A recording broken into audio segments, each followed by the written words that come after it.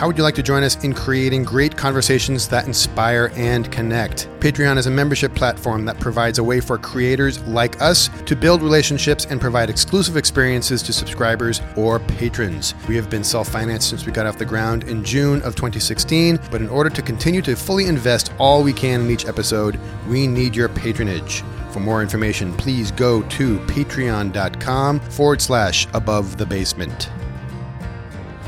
Hello everybody, it's Chuck from Above the Basement, Boston Music and Conversation. Having the title of Director of Good Vibes would be a daunting title for any normally pessimistic human being, but James MacDonald is an optimist. Formerly with the Life is Good Festival, James started Festival at the Farm in Canton, Massachusetts, which will take place in September and features Amos Lee, Dawes, and former ATB guests Martin Sexton, McGuirk and Jesse Dee, as well as one of our upcoming guests, Will Dailey, among many others. The music in this episode is from some of these artists. James has worked in all areas of music, including artist management, but now devotes all his time to this amazing festival. But the weekend is much more than just music. It is a celebration that offers locally sourced and inspired food vendors, a farmer's market, nonprofits, backyard games, a craft vendor marketplace, and even includes music for the kids. We also discovered that James is a wonderful guy. So here is our conversation with James MacDonald, recorded at Woods Hill Table in Concord, Massachusetts.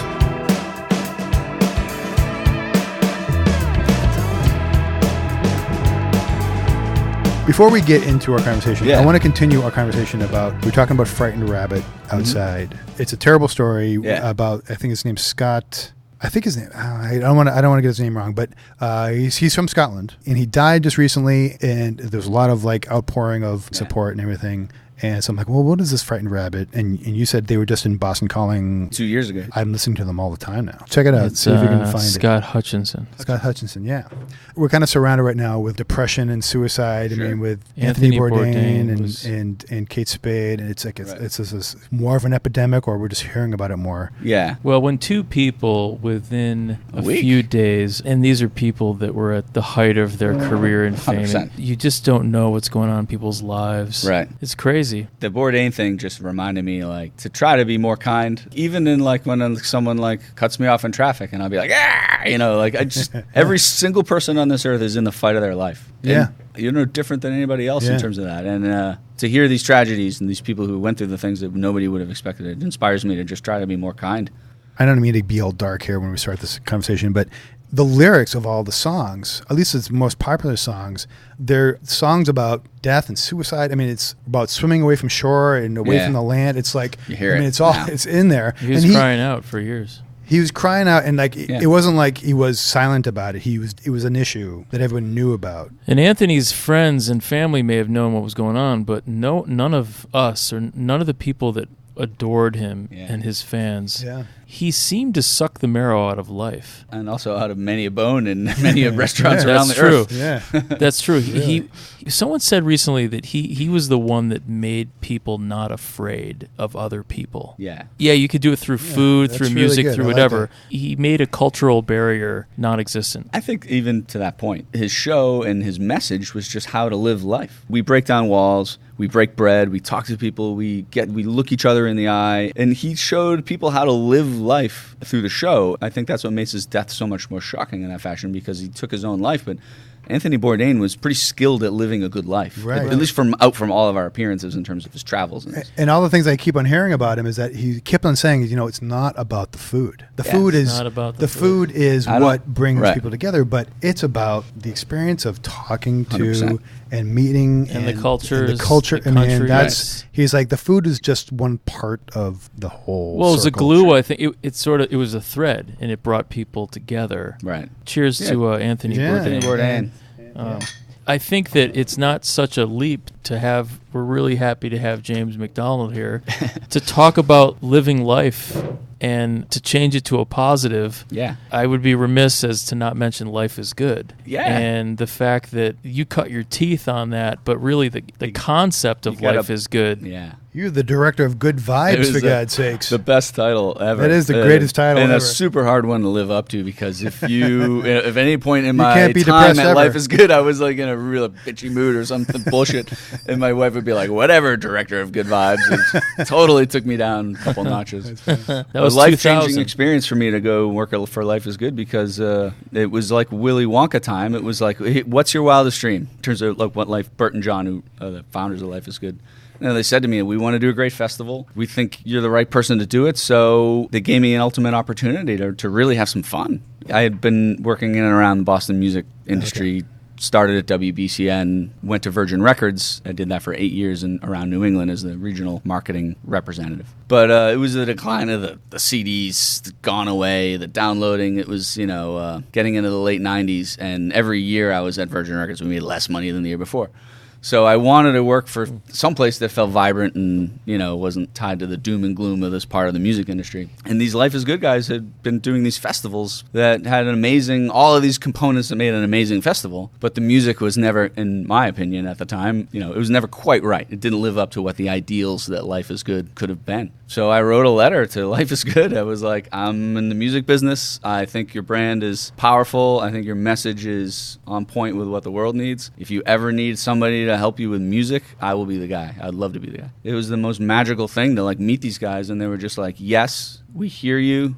We'll pay you a salary and come to work for us and make this thing happen. So I ended up running a music festival. I'd never done that before.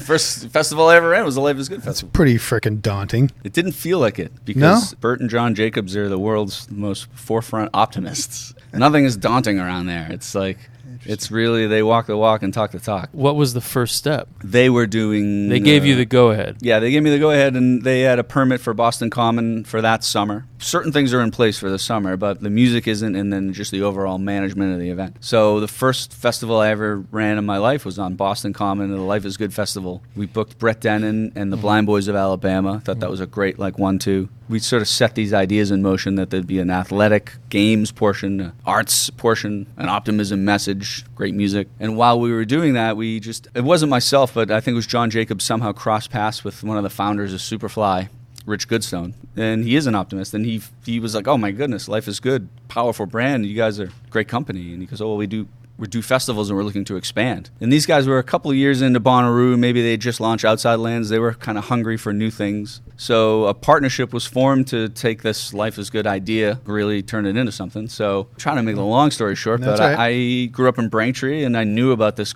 amazing farm at the base of Blue Hills. And I knew that it was an amazing location. When it was time to make the Life is Good festival into something different, again, I made a phone call and just kind of said, hey, we want to do this event on your property. And they had never done a music festival. And thankfully, everybody said yes. And we ended up with a Life is Good festival in Canton with the Superfly Presents minds behind it. And that's pretty bold, though, moving it from Boston Common to Canton. Yeah. Did you have to convince people, or was it? We had certain things we wanted to do with the festival, which was raise $1 million. Yeah. And it's tough to do with a free event on Boston Common. If you say, hey, we're doing a free show on Boston Common, there's a zillion families out there whose antennas get pinged because they're just going to go in and they have a great free day. But, you're not going to raise $1 million that way. So we knew we had to go to a model where people were putting money into the thing. Like skin in the game was what we talked about. You were building on a concept. Life is Good was going to grow. The festival was going to grow with people being a part of that community. Yeah. So they bought a ticket, and they knew that part of that money would go towards... 100% of the event's profits went to the Life is Good Kids Foundation. And then within that was we talked about the greatest festivals, we talked about the greatest fundraisers, and we thought the greatest festival was Bonnaroo. We happened to hook up with the guys that run Bonnaroo, so that was check. And then we thought, well, the greatest fundraiser is the Pan Mash Challenge. It's an unbelievable feat of generosity and camaraderie. And those are the things we wanted to bring to life through the festival. So we built in a fundraising mechanism that was instead of VIP, it was VGP, very good person. And you couldn't buy a ticket. You had to raise $500 for the charity in order to get the VIP ticket. But if you raised $1,500 or $2,000 or whatever, you could meet Sarah Bareilles, and we'd reach out to the artist and would say, hey, Jack Johnson, we want to do a meet and greet. The only way you can get into this meet and greet is if you raise money for charity, $2,500. They're in. Everybody was in. Yeah. So we were able to build in these great incentives and create, instead of nobody's important. We don't care if you're important at Life is Good. That was our thinking. We're interested in whether you're good. I love the story. This is a freaking great story. What was the charity? The Life is Good Kids Foundation. It's a nonprofit that is connected to the Life is Good for-profit company. They have a program called the Playmakers. They reach out to after-school programs, child life specialists, people that work with kids who are at risk or ill. And they provide basically programs built around this idea of optimism and play and fun and how much that can change the life of a kid who's worried about cancer or death or maybe getting shot, whose parents or whose family life is risky. So Life is Good, the nonprofit side have done a lot of studies and have become experts in the field at at-risk or sick children who receive a dose of play and optimism in their life. Their lives are changed for the better. So they train teachers, child life specialists, social workers, how to use optimism as a tool. Couldn't have been better. It's a win-win. It was gosh. James MacDonald, go create a music festival with not an unlimited budget, but a big enough budget to go get Dave Matthews. And, hey, we're going to raise $1 million for kids. Are you in? Yeah. And it was I'd never run a music festival before. I'd never done any of this stuff. And I was like, yep, I am in. And they gave me the safety net to do those crazy things. But it taught me a whole hell of a lot about how to run a festival and hopefully create a good business. What other festivals were going on at that time? Do you remember? Locally or nationally? Locally. Not a whole lot, no. In fact, there was an article in the Boston Globe that said Life is Good puts rock festivals on the map for Boston. I wanted you.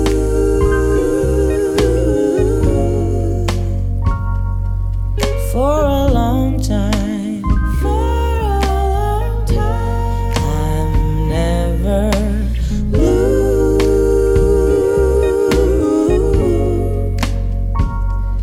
when you're by my side.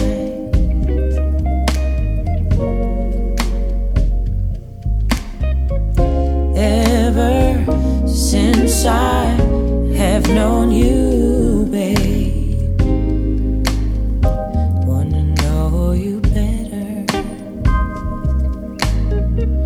Never want you to feel pain. I want to make it all better for you.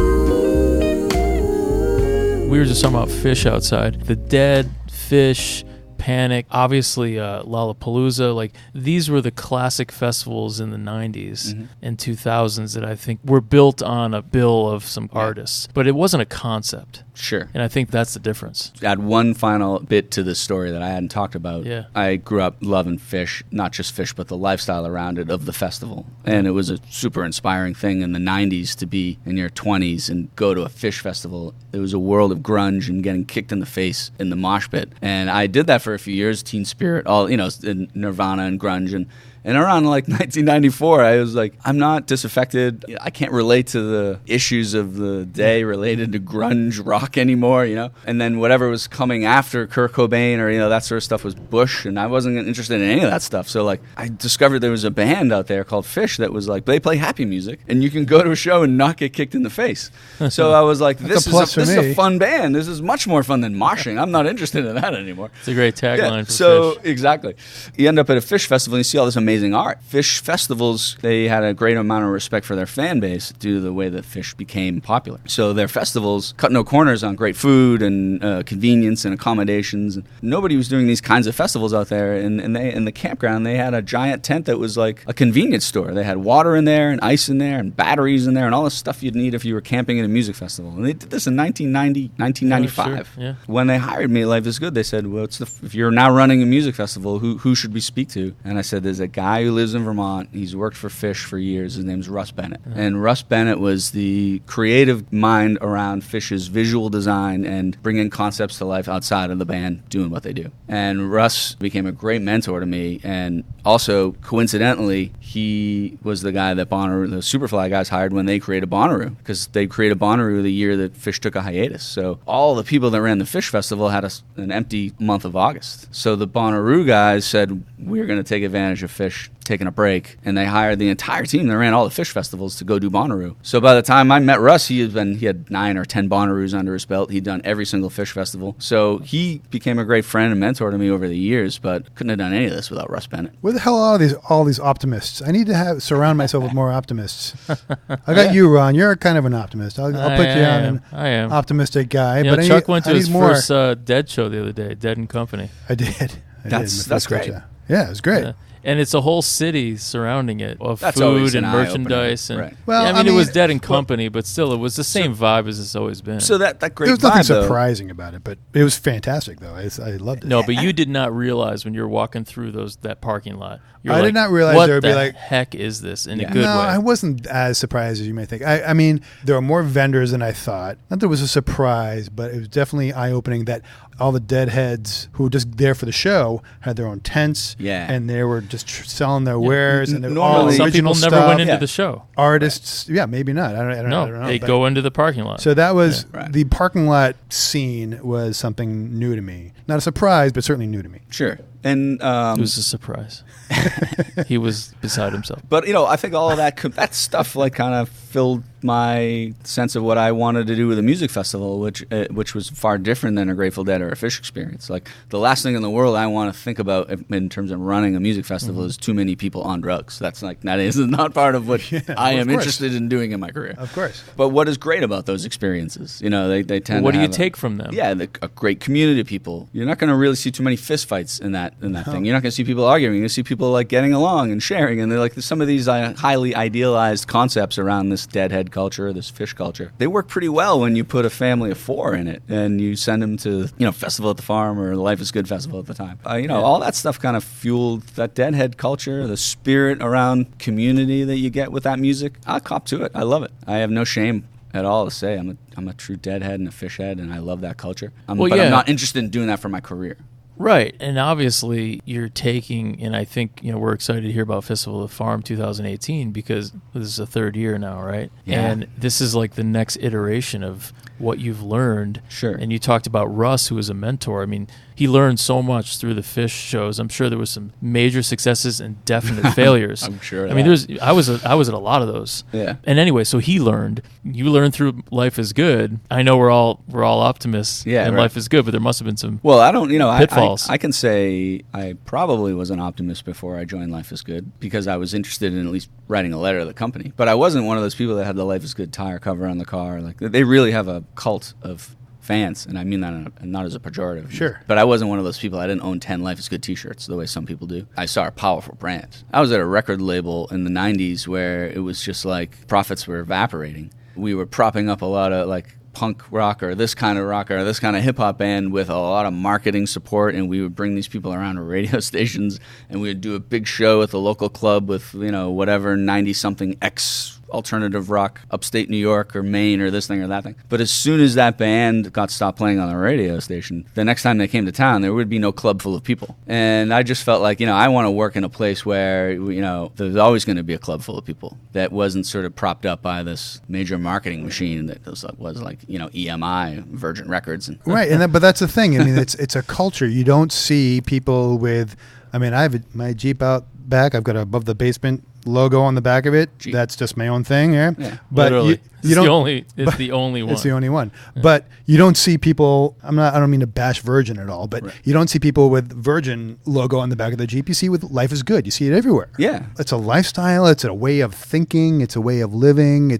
And it includes music. So I think there's like a certain kind of person that wants to be in these groups. Every rock band has their fans and, this thing and that thing. But some are maybe sort of more organic than others, When you look at a Radiohead or you look at a Wilco or you look at a Fish or, the Dead, and there's a million other bands and genres that I don't spend all my time listening to that share that kind of organic reach. But then you can easily associate that with Jeep, or with Apple or, these like cult brands. They end up mattering to people in ways that go beyond the product. So I took all that from Life is Good. I took that from Fish. I took that from Life is Good. And then I wanted to create my own thing that was Life is Good was no longer doing music festivals as a marketing decision that was important for them at the time. Mm-hmm. I ran a music festival in Canton, and I knew that the people in the town loved the event, and the property owners, are happy with it. And Let's get the band back together. Yeah, I wanted to get the band back together. So the bands.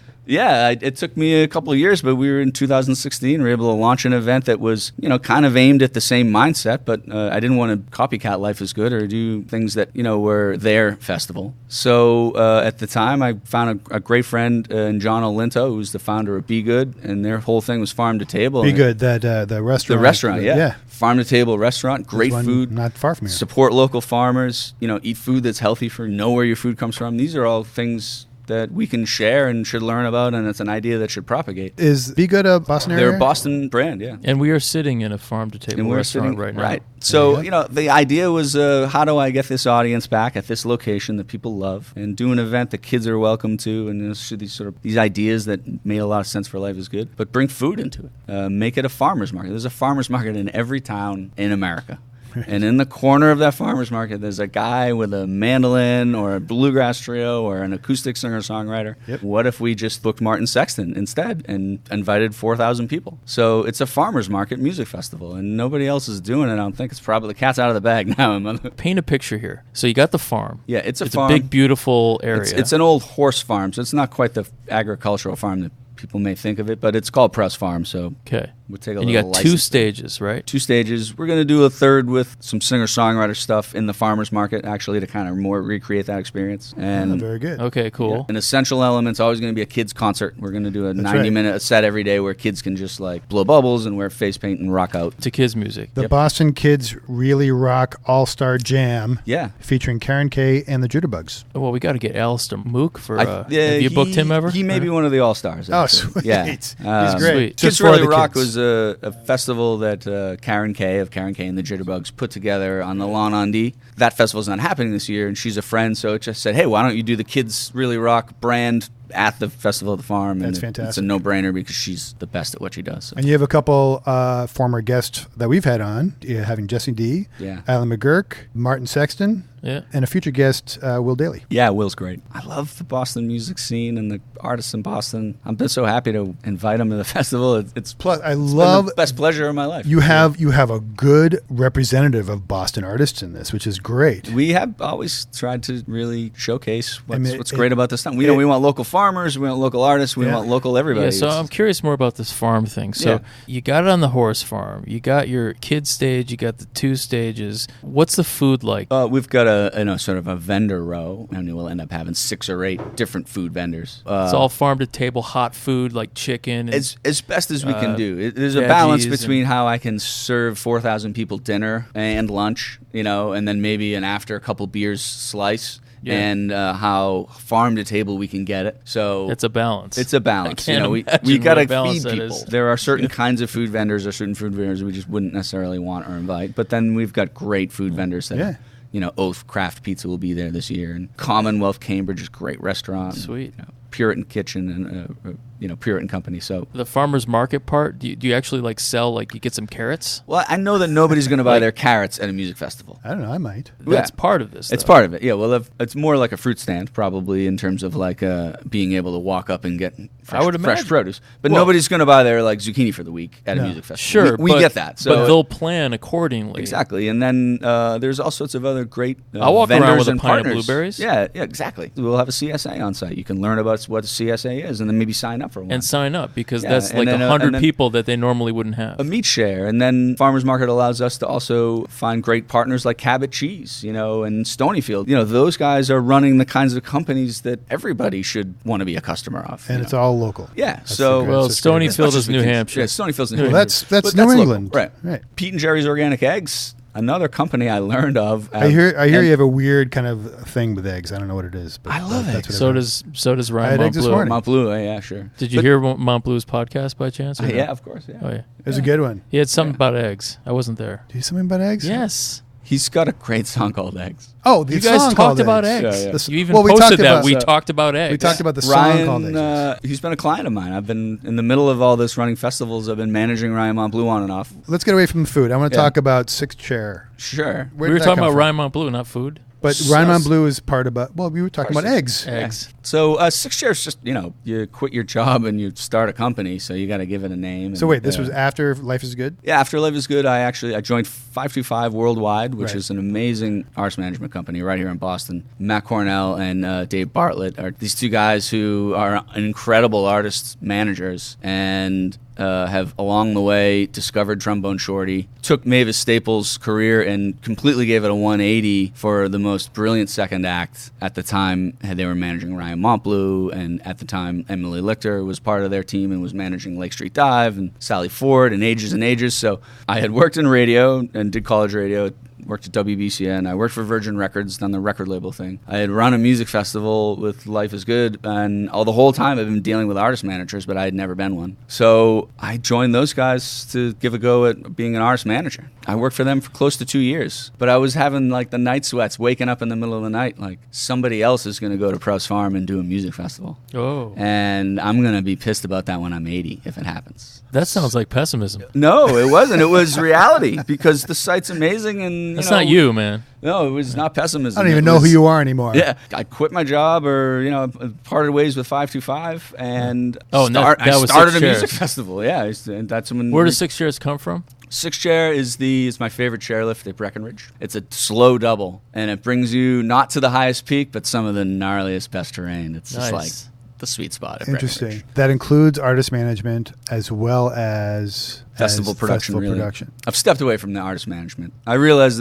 this year that I was working with Cat Wright. I was working with Ryan Montbleu, artists who. That's how we got Ryan through you. I really absolutely just love and want to be a part of their story somehow. But I realized that they really need an artist manager who's like able to do the big things, like one-on-one. Yeah, and to be fair and honest to them, like I quit my job to start this music festival, and I picked up artist management because I had kind of been doing that. The important thing was to keep the important thing the important thing, and the important thing was like Festival at the Farm. So your focus wasn't. Yeah, I am solely focused on this event right now. So the Festival at the Farm. So September 15th and 16th, 2018. It's coming up. Yep. On September 19th. And the 20th. What do I do?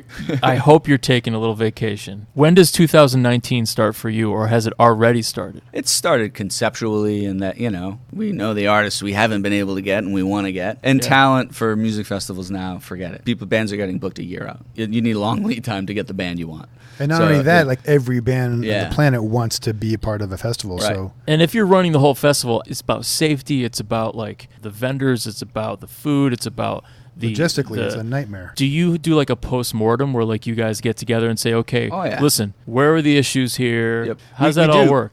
We definitely do that within the people who I bring aboard and work for me during the event. Then also the people who are stakeholders like the landowners and the town and the police and the fire and the building inspector and all that stuff. And we have great open lines of communication. The thing about Festival at the Farm and what's actually different from what we did at Life is Good was that it's a 4,000 to 5,000 person music festival. That's half the size of Newport, has half the size of Levitate, 1/10 of what Boston Calling is. I am not running an event that is so large that it's impossible to wrap your arms around.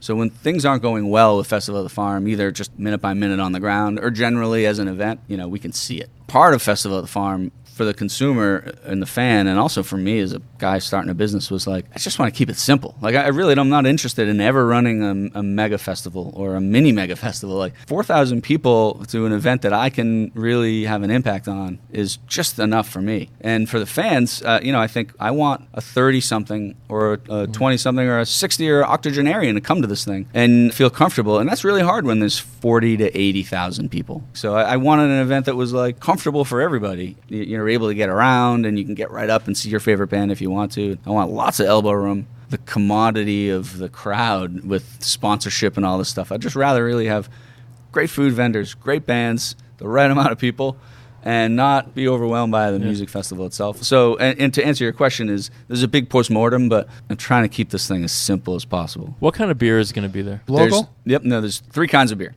There is a beer that is what you would call your like American Pilsner light drinking beer. But you don't have to say yes or no. No, but so there's a beer like that at my festival. There is a craft beer that is your everyday go-to craft beer. Harpoon. And then there is a elevated version of a beer that is, for people that really want to try something different. Or, Trillium. Yeah. So those aren't the brands. I'm going to say that, those aren't necessarily specifically the brands. Yes, they could be the brands. Yeah. But in terms of a menu every year at my festival, those are the 3 things we're going to do. That's awesome. That's a great idea. One follow-up question on the beer. Boom, boom, boom. Have you ever had Treehouse beer? Oh, yeah. It's incredible. Yeah. I'm a huge Night Shift fan. Yeah, I'm an IPA nut. But I feel like we're in a golden age of beer, of local beer. I think we're in a golden hoppy age. Where you can, we are, yes. Where you can go into any establishment, whether it be the 99 across the street here, or get a good sister's place here, and you can get local beer. Well, it's fantastic. You will all remember that when we were young, the idea around beer, the only thing I knew about beer was that in Europe they had all kinds of beer, and in America we just had beer. I know. In the 90s, everything changed, and I think we are now in a golden age of beer. It's great. Yeah, I agree, Chuck. I can get a James Wormtown agrees across too. the street. Even the chains will have a local beer, and that's great. You can walk into any place and get something that's local, which used to not be the case. That's true. It is a golden age. Don't laugh at me. What are you laughing at me for? I'm very serious about this. This is important stuff. Have you been to Burlington, Vermont? Yeah. And you ever been to the Vermont Pub and Brewery? Sure. Because they were the first Northeast we went to dinner. We went. That's right. Yeah. 1984, I think, is when they started. Vermont's, and that was ahead of its time. Vermont's the greatest. And here's where I'll talk about Cat Wright for a quick second. The culture in Vermont, we'll use Magic Hat as an example. Yeah. To talk about beer. My nephew There's a works culture there. in Vermont His that fosters creative innovation. And you've seen it over and over again. I think maybe I'm wrong on the population of Burlington, Vermont, but it's 50,000 people, smaller than Braintree or something. Magic Hat beer, 7th generation, Fish, Ben and Cherries, Green Mountain Coffee Roasters. There's a ton of creative brands that have been born out of that economy. One more, Burton Snowboards, of course, Burton Snowboards, right? So when you are the most popular thing in Burlington, I do believe that you are. There's very many test cases that will say you will be a very popular thing globally or in the United States of America. Bernie Sanders, there's too many things that became the most popular thing in Burlington, and it is an outsized amount of cultural impact that city has laid on the world. Yeah. And Cat Wright is the most popular thing in Burlington. She's the next thing. And deservedly so, of course. So, I wanted to invite her on the podcast and also to one of our concert casts where we can talk with her and then do a live interview and play. Yeah. So she seems awesome. She's great. Is she playing at the festival? No, she played last year and the year before. I'm confident Cat Wright will be back in the future, as will Ryan Mont Blue's not here this year. There's so many great artists and everybody. There's only so many stages and slots. It's kind of tough running a music festival in that way. I bet. I'd book Cat Wright every year. I'd book Dwight and Nicole every year. I'd book Ryan Mont Blue every year. But we got to have the suitcase junket, Jesse Dee's got to come back, and there's only so many slots. So.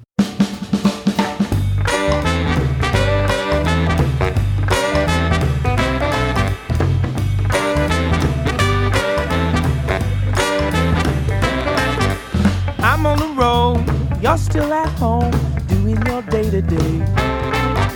Well, I'm on my own and you're all alone, too many miles away. Through rivers and roads, cities and towns, countries and continents. But despite what it seems, the space in between us is insignificant. Oh, just like our feet, well, they touch on the ground, just like gravity. We lift them up and then they come back down. We'll be together wherever we may be, 'cause it makes no difference where we are, or we'll never be far apart.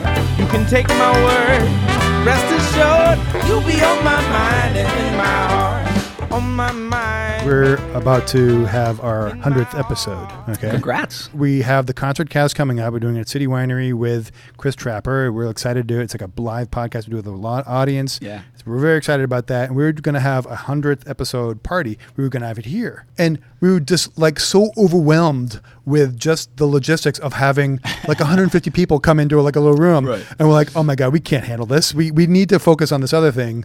I can't even imagine what it's like to do a whole entire... Well, I thought of that actually today. It's like going to the moon compared to us just going down the street to the White Hen. But that's just I never expected it, but that's where I find a great line. in my career. That's where I found myself most comfortable and confident, when there's a couple thousand people and you got to do this thing. I feel like I'm good at that. Yeah. But I realized that I made the conscious decision that I would rather manage like 4,000 possibly drunk people than one artist. It's easier for me to do that. It seems easier to that. Right, and that's not anything to say about either of the artists. I manage that they're hard or they're difficult. They're not. But like for me personally, everybody has their thing, and it's just like I would much rather do that than. Well, it's a different kind of pressure, I think. I think it's a different type of stress. It's exciting. They're both exciting. Yeah. I can kind of see what you mean. People always say at the festival, my friends are having fun or my family's there and they have a beer in their hand and I'm doing this thing and I'm on a radio and they go like, I wish you could have fun. Like, I wish you could enjoy this.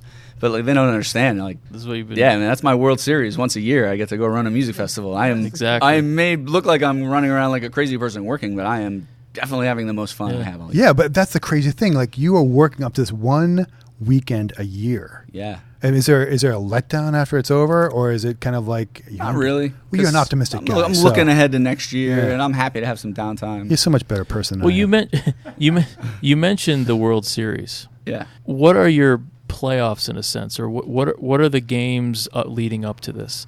Do you hear bands? Do you do research? Do you what are those things that you do? You're in the festival mode, but it's not the final World Series. The big part is the booking it. That's something that happens in the spring or the winter, 9 months in advance or 5 months in advance. But you must need to. But that gets into like some hand-to-hand combat. I listen to it, and I've got you go to shows, a list, and I go to shows, and I pay attention to the. Is there kinds a consensus of like several people who figured this out, or it's just you? I just do it. Sweet. I know. That's awesome. I know. You're all about I like the these Porta-Johns. guys. I know all about the bands. It's really hard work, but like I only do one thing. I do a music festival, and therefore I'm able to focus on good food. And is there like a personal favorite? Like in the past, is there one band that you just was your favorite, and you're like, I gotta have this band on that no one's heard before, and like Lake Street Dive. I mean, there's been a lot of those bands, and it's so much fun. That's kind of the playoffs. Like when we're booking a band and we're a couple weeks away from announcing the festival, I got an offer out to this artist, and they're mulling it over, and this guy's probably going to say yes, but then you got to have like something on the back burner that you've kind of been reaching out to agents, and if all of these 3 artists fall through, you're still announcing on May 3rd. Like you got to have it's like you're cooking. It's like cooking. You got a couple different pots on the stove. Get some eggs over here. Yeah. Back to eggs. So that is a craft really beer over here. An intense part of the festival. That remains intense when you launch the thing and you get the artwork set and you reach out to marketing partners and you set advertising and you get the ticket site going and then the thing launches and then you can kind of have this like first period of okay. Yeah, right.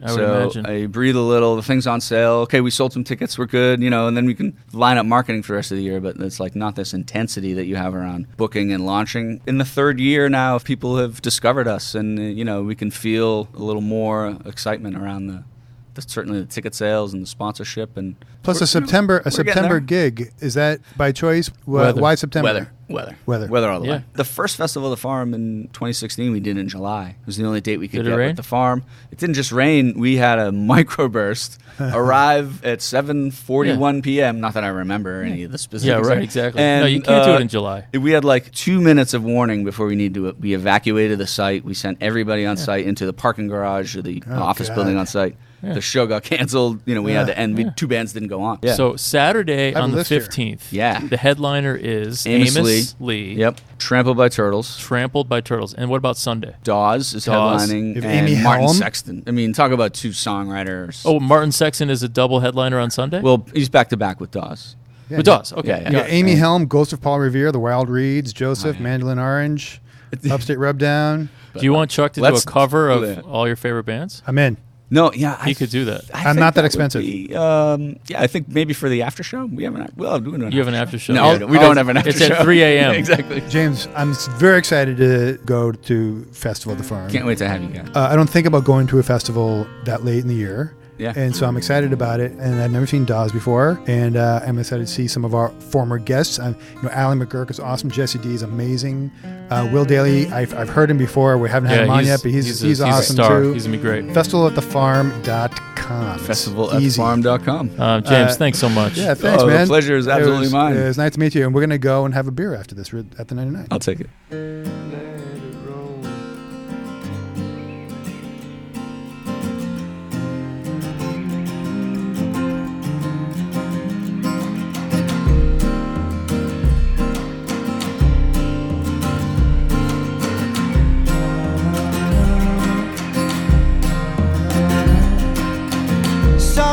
it's late, but I'm still shaking off dismay. Once again it's reared its head and tried to take the day. It wants to swallow everything, go crawling up your spine, get itself in everywhere and take over your mind. But this is the song you can sing when it dies, while it's pissing and it's moaning and we're laughing and we're crying. If we're never together in the by and by, I left you a song you can sing when it dies. Ronnie and I already feel more optimistic by just sitting with James for the hour we had together. Be sure to purchase your tickets to Festival at the Farm at festivalatthefarm.com, where you can also see the lineup, the list of vendors, and other information. Go to abovethebasement.com, where you can join us on Patreon, sign up for our newsletter, listen and subscribe to our podcast, like our Facebook page, follow us on Twitter, and look at all the nice pictures we post on Instagram. We are everywhere. On behalf of Ronnie and myself, thanks for listening. Tell your friends, and remember, Boston music, like its history, is unique.